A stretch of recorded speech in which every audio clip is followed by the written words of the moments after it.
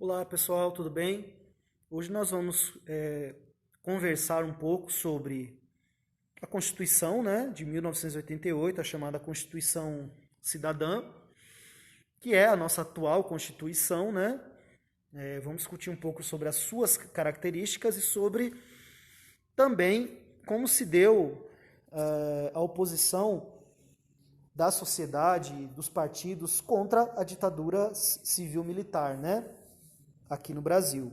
Então, para começar, nós vamos ler as habilidades, né, que se ligam a esse tema, né? Discutir o papel da mobilização da sociedade brasileira do final do período ditatorial até a Constituição de 1988. E tem um segundo, que é identificar direitos civis, políticos e sociais expressos na Constituição de 88, relacioná-los à noção de cidadania e ao Pacto da Sociedade Brasileira de combate a diversas formas de preconceito, como o racismo. Então, são essas as duas habilidades que se ligam a esse tema. Mas antes de começar, vamos tentar exemplificar o que é uma Constituição. O que é esse documento? Por que ele é tão importante? O Brasil, ao longo da sua história, ele teve diversas constituições, né? E a última, que é a nossa atual, é essa de 1988.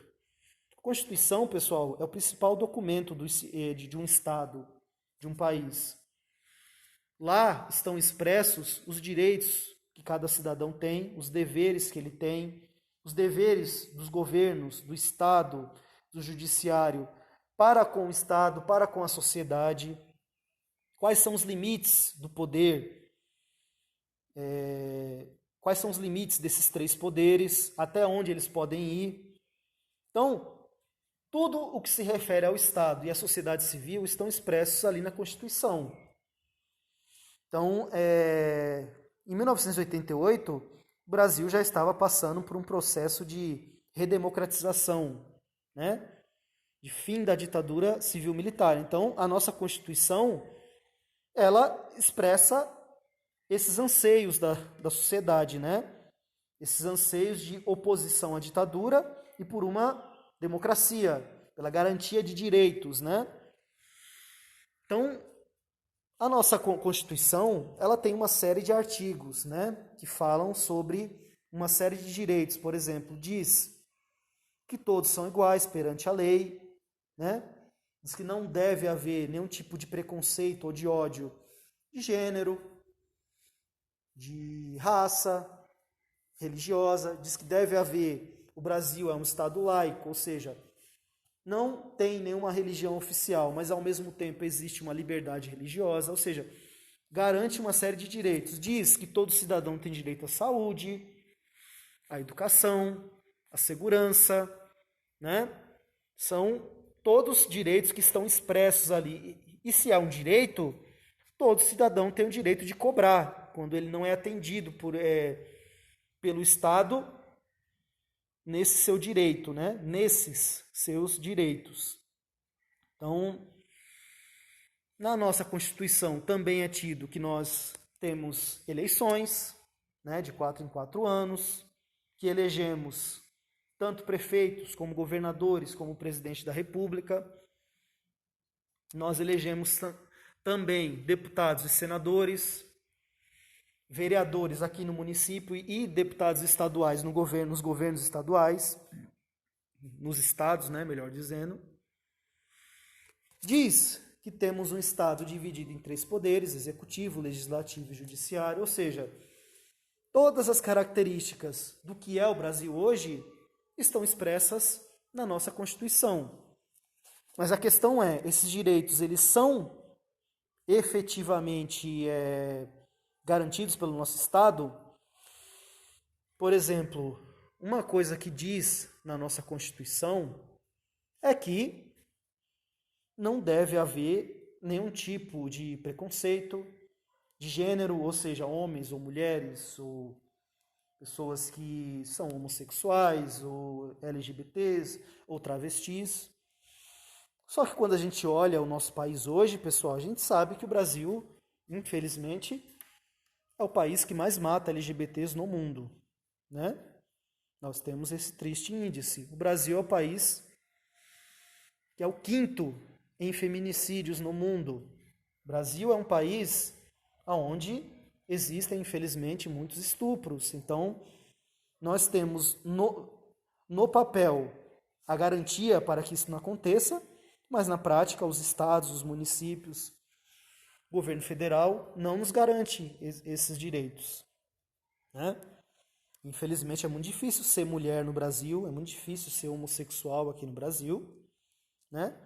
Uma outra coisa que tem aumentado muito no Brasil, infelizmente, é a intolerância religiosa, principalmente contra as religiões de matriz africana.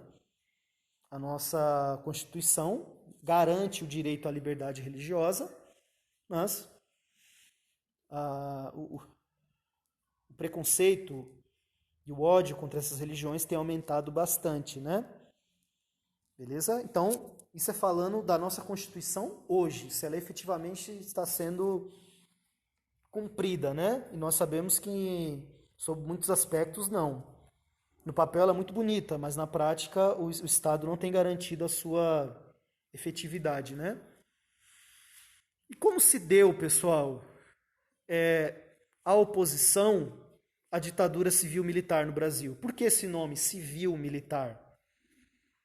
Porque se a gente fala ditadura militar só, dá a ideia que só os militares que deram golpe, que governaram o Brasil. Mas não é bem assim. Eles tiveram grande apoio da sociedade civil também. Meios de comunicação e grandes empresários. Então, a ditadura é civil-militar porque ela só se efetivou porque os militares também tiveram apoio da sociedade civil, de setores da sociedade civil, né? E a oposição a essa ditadura, ela se deu por dois meios. Um foi armado, né? Resistência armada, né? As guerrilhas, né? Chamadas guerrilhas, tanto no Araguaia como guerrilhas urbanas, né? Como também houve uma resistência cultural, artística, né? Seja através de cantores, né? Como o movimento tropicalista, que faziam músicas com letras, né? Que faziam oposição à ditadura militar de forma velada, né? Metafórica. Chargistas também, né? Que faziam oposição à ditadura através da sua arte, né? Das charges. Então, a oposição que se deu à ditadura militar no Brasil, ela se deu por esses meios. A luta armada, né? Através das guerrilhas, e também uma forma pacífica, né? De oposição à ditadura através da cultura, das artes, né? Então, existe uma série de artistas, né? Que fizeram oposição à ditadura, como Tom Jobim, Vinícius de Moraes, Chico Buarque, Gilberto Gil, Caetano Veloso, dentre outros, né? E o que são direitos civis, pessoal? Direitos civis é exatamente aquilo que eu falei, mas quando eu comecei falando sobre a Constituição. Mas vamos ler o artigo 5, que vai exemplificar melhor o que eu falei no começo dessa aula. Todos são iguais perante a lei, sem distinção de qualquer natureza, garantindo-se aos brasileiros e aos estrangeiros residentes no país a inviolabilidade do direito à vida, à liberdade, à igualdade, à segurança e à propriedade. O artigo 5º, pessoal, contém 78 incisos que objetivam garantir inúmeros direitos civis aos brasileiros e brasileiras, né? Os quais devem ser garantidos aos cidadãos pelo simples fato de eles pertencerem a uma sociedade. E os direitos são exatamente os que eu falei, né, pessoal? Liberdade de religião, de professar a sua religião, liberdade de expor a sua opinião, de fazer oposição ou não a um governo, liberdade de ser respeitado pela sua orientação sexual, ser respeitado e ter a garantia de segurança pelo fato de ser uma mulher. Então, existem uma série de direitos que são garantidos pela nossa Constituição, mas que, infelizmente, nós sabemos que no Brasil de hoje não estão sendo cumpridos, né? Então, existem uma série de direitos, né? E existem também os direitos políticos, direito a voto, direito de votar e eleger os nossos representantes de 4 em 4 anos, né? Então, todos esses são direitos que são garantidos pela nossa Constituição. E aqueles direitos que eu já tinha falado, direito à saúde pública de qualidade, direito à segurança, direito a uma educação pública de qualidade, são todos direitos que são garantidos pela nossa Constituição. Beleza? Então, aí tem até a pergunta, né? Como os direitos civis são garantidos? Para eles serem garantidos, pessoal, primeiramente, nós, como cidadãos, temos que primeiro ter a consciência de que temos esses direitos. A partir do momento que nós temos a consciência de que temos esses direitos, existem meios legais de garantir a manutenção desses direitos, seja através da justiça, né? Muitas vezes com ações na justiça coletivas, com várias pessoas juntas, mas o principal é o quê, pessoal? É a mobilização coletiva. Não tem aquela expressão, juntos somos mais fortes? Então, para garantir direitos, nós temos que nos mobilizar coletivamente, juntos. Eu não falo de vandalismo, de quebrar, não falo disso. Eu falo assim, mobilização.